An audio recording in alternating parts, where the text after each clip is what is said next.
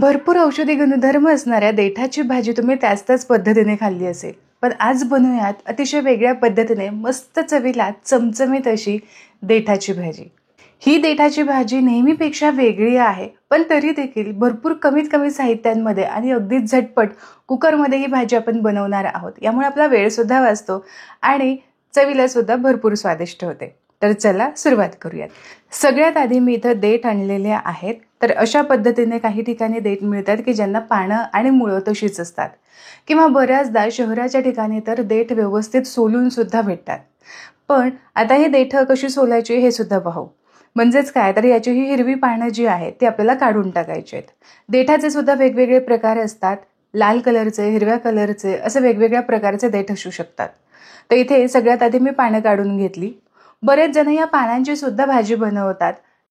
आता अगदीच कोवळी कोवळी देठ जी असतील ती आपल्याला घ्यायची नाहीयेत।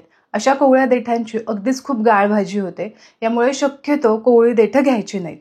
पानं मी काढून घेतलेली आहेत आणि मध्ये जे तुम्हाला असं काटेरी दिसतंय ते सुद्धा आपल्याला काढून घ्यायचंय। आणि एकदा हे सगळी देठ स्वच्छ झाली की मग ही देठ आपल्याला कट करून घ्यायची आहेत। तर बघा, अशाच पद्धतीने संपूर्ण जी देठ आहेत किंवा जी पानं आहेत ते मी काढून घेणार आहेत आणि अशा पद्धतीने फक्त देठ मी ठेवून घेणार आहे। या देठाला जो मुळाचा भाग असतो, जिथपर्यंत पांढरट मुळाचा तुम्हाला भाग दिसतोय, जिथपर्यंत मुळं आहेत तिथपर्यंत आपल्याला हे कट करून घ्यायचंय। तर बघा, अशा पद्धतीने स्वच्छ असं देठ आपलं इथे तयार झालंय भाजी बनवण्यासाठी। याच पद्धतीने सगळे देठ मी कट करून घेतलेली आहेत, पानं मुळं वेगवेगळी करून घेतली। आता बरोबर बोटा इतपत, म्हणजे आपण जशी शेवग्याची शेंग असते त्या साईजमध्ये तुम्ही ही देठ ठेवू शकता, किंवा अगदीच तुम्हाला जसं हवं आहे छोटे मोठे या पद्धतीने तुम्ही ही देठ कट करून घेऊ शकता। सुरुवातीचा जो कोवळा भाग असतो त्याला भरपूर अशा शिरा नसतात, पण जेवढ्या काही चिरताना निघत असतील तेवढ्या संपूर्ण काढून घ्यायच्या। अगदीच बोटापेक्षा खूप लहान लहान, म्हणजे अगदीच अर्ध बोट असेल इतपत देठ छोटे छोटे कट करायचे नाहीत। आता जेव्हा देठ जाड असतं अशा वेळेस याच्या शिरा अगदी अलगद अशा व्यवस्थित निघतात आणि यामुळेच हे देठ व्यवस्थित शिजतात सुद्धा। यामुळे जाड साईज जेव्हा असेल ना, देठ जेव्हा जाड असेल त्यावेळेस आपल्याला यावरची जी शिरा आहेत त्या व्यवस्थित काढून घ्यायच्यात, जशा आपण शेवग्याच्या शेंगाच्या शिरा काढून घेतो। इथे मी जी देठ आणली आहेत ते अगदीच खूप जाड नाही आहेत, पण बऱ्याचदा जाड देठ असणारं सुद्धा मार्केटमध्ये अवेलेबल असतं। मग अशा वेळेस तुम्ही या देठाचे उभे 2 भाग करून घेऊ शकता की जेणेकरून शिजायला अतिशय व्यवस्थित पडेल आणि अगदीच कच्चे हे देठ राहणार नाही। तर तुम्ही इथे बघू शकता, असा जर जाड देठ असेल तो असा उभा कट करून घ्यायचा। आता सगळेच देठ स्वच्छ धुवून मी घेतलेले आहेत। आता चला एक छोटंसं आपल्याला वाटण बनवून घ्यायचं आहे। तर यासाठी हिरवी मिरची, अर्धा इंच आलं, 4 ते 5 लसणाच्या पाकळ्या, एक छोटी वाटी भरून, म्हणजे एक पाव वाटी भरून सुकं खोबरं घेतलंय आणि मुठभर कोथिंबीर घेतली। सुकं खोबऱ्याऐवजी तुम्ही ओलं खोबरं इथे जरी घेतलं तरी सुद्धा चालेल। पाणी न घालता व्यवस्थित असं हे मी वाटून घेतलेलं आहे। साधारण एक छोटी वाटी भरून हे वाटण भरलं।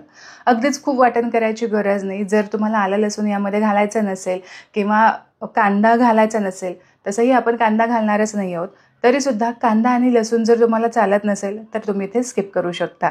कुकरमध्ये आपण भाजी बनवणार आहोत, तर कुकरमध्येच आपण फोडणी देऊया। तर यासाठी 1.5 पळी मी तेल यामध्ये घातलेलं आहे। यामध्ये जिरं घातलं, मोहरी घातली, हिंग घातलेली आहे आणि थोडीशी कढीपत्त्याची पानं घातली की जेणेकरून स्वाद खूप छान येईल। फोडणी इथे चांगली होऊ दिलेली आहे आणि आता जे आपण वाटण तयार केलं होतं की नाही ते वाटण यामध्ये घालायचं आहे। वाटण थोडंसं कोरडं आहे, आपण याला पाणी घातलेलं नव्हतं, यामुळे गॅसची फ्लेम लो करायची आणि लो फ्लेमवरती साधारण अर्धा ते 1 मिनिटांसाठी हे छान आपल्याला परतून घ्यायचं आहे। तर बघा, अगदीच हलकासा कच्चेपणा जाईपर्यंत मी हे परतून घेतलंय, फार असं परतायची गरज नाही। एकदा हे परतून झालं की जे काही आपले कोरडे मसाले आहेत, घरातलेच मिसळणीच्या डब्यामधले जे कोरडे मसाले असतील ते तुम्ही यामध्ये घालू शकता। जसं की सगळ्यात आधी मी हळद घातली, लाल तिखट घातलं आणि यानंतर एक छोटा चमचा भरून आपल्याला यामध्ये घालायचा आहे गरम मसाला आणि धनेपूड, जिरेपूड जर तुम्हाला घालायची असेल तर घालू शकता। फोडणीमध्ये आपण जिरे वापरलं होतं म्हणून धनेपूड मी फक्त 2 चमचे घेतली। आता हे जे काही कोरडे मसाले आहेत ते सगळे व्यवस्थित आपल्याला मिक्स करून घ्यायचे आहेत। पण जेव्हा आपण मिक्स करतो, हे कोरडे मसाले असल्यामुळे ना खाली करपण्याची खूप शक्यता असते, चिकटू शकतात, म्हणूनच यामध्ये मी थोडंसं पाणी घातलं. आपल्याला हे सगळं वाटण अगदी छान तेल सुटेपर्यंत परतून घ्यायचं आहे आणि म्हणूनच मी आणखीन थोडंसं पाणी इथे वाढवलेलं आहे. आता यानंतर साधारण 2-1 मिनिटांसाठी छान तेल सुटेपर्यंत मी हे परतून घेणार. फक्त एक लक्षात घ्या की जेव्हा तुम्ही वाटण परतवून घेता त्यावेळेस खूप जास्त घाई करायची नाही. छान तेल सुटू द्यायचं. मग बघा खमंगपणा आणि स्वादिष्टपणा दोन्ही खूप छान या भाजीला येतो. तर बघा अगदी तेल सुटेपर्यंत हे मी परतून घेतलेलं आहे. देठ स्वच्छ धुवून घेतले होते, पाणी निथळून घेतलं. आता देठ आपल्याला या कुकरमध्ये घालायचे आहेत आणि साधारण या मसाल्यांसोबत ना 1 मिनिटभरासाठी छान परतून घ्यायचे आहेत. तर इथे तुम्ही बघू शकता मस्त असे देठ परतून झाले आहेत. आणखीन थोडा वेळ तुम्ही परतू शकता 2-1 मिनिटांसाठी. देठ परतून झाले की यामध्ये घालूयात चवीपुरतीचं मीठ आणि घातलेलं मीठ लगेचच आपण मिसळून घेऊयात. आता यानंतर ना जर तुम्हाला आवडत असेल तर थोडासा यामध्ये शेंगदाण्याचा कूट घालायचा.